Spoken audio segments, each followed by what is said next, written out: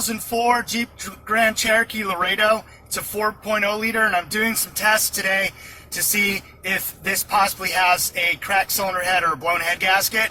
And I got a second camera set up to show you what the exhaust will look like when you're doing this test. And I don't know what the results are, so I'm doing this for the first time on camera. So I just wanted to kind of take you through this. So make sure the transmission's in park, e-brake set, block the wheels so that this could be a safe test. And then what you're gonna do is you're gonna go up to about 3,000 RPMs and just hold it there for a couple seconds.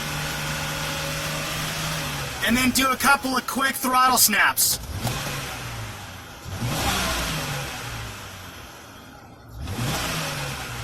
And try not to go higher than 3,000 RPMs.